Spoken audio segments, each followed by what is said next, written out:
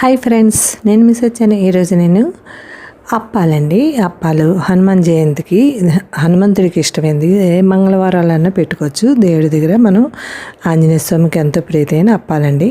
నేనైతే ఇలా చేసుకున్నాను. ముందుగా ఒక బౌల్లో బియ్యం పిండి అంటే వరిపిండి, అదే కప్పుతో గోధుమ పిండి, అదే కప్పుతో బెల్లం అండి, అలాగే చిన్న చిటికెడు బేకింగ్ సోడా, బేకింగ్ పౌడరు, కొద్దిగా టేస్ట్ తగ్గ సాల్ట్ వేసుకొని కొద్దిగా బాగా కలుపుకొని అందులోనే నీళ్లు వేసుకొని కలుపుకోవాలండి.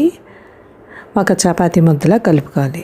అంటే చపాతీ ముద్దలా గట్టిగా కాకుండా కొద్దిగా స్మూత్గా ఉండేలా కలుపుకోండి. మరీ పల్చగా కలుపుకోకూడదు, మరీ గట్టిగా కలుపుకోకూడదండి. మధ్యస్థంగా కలుపుకోండి. చూసారా, ఇలాగా మనకి ఇలా కలుపుకున్నట్టు మనకి మెత్తగా ఉంటాయి అప్పాలు. తినడానికి కూడా స్మూత్గా ఉంటాయి, బాగుంటాయి, మెత్తగా ఉంటాయండి.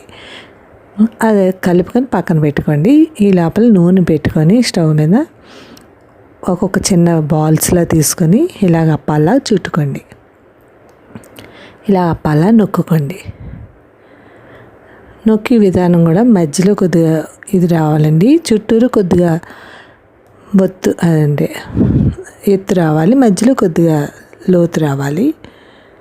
ఇలా చేసుకొని నూనె మరిగాక వేసుకోండి. అలాగే అన్నీ చేసుకొని వేయించేసుకొని పక్కన పెట్టుకోండి.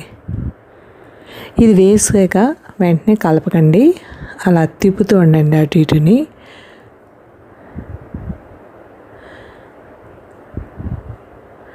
చూసుకుంటూ ఉండండి. ఇప్పుడు చూసారా, ఇలాగా చేసుకోవాలి.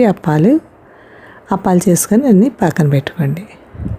అలాగే నేను గారెలు కూడా మినపప్పు నానబెట్టిన గారెల రుబ్బు ఇలాగా మిక్సీ చేసుకొని అందులోనే కొద్దిగా ఉప్పు సాల్ట్ వేసుకొని అందులోనే ఇది గోధుమ రవ్వ అండి, అదే బాంబే రవ్వ వేసుకొని బాగా మెదాయించాలండి. గారెలు రుబ్బు ఎప్పుడుని మెదాయించినాడు మీకు పఫీగా వస్తుంది.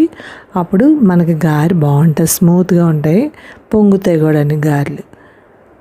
మనం మిక్సీ చేసిన వెంటనే వేసామనుకోండి అది బాగోదు. మనం బాగా మెదాయిస్తే ఆ గారెల రుబ్బు మెదాయిస్తే బాగుంటుంది. గారెలు బాగుంటాయి, మెత్తగా కూడా ఉంటాయి.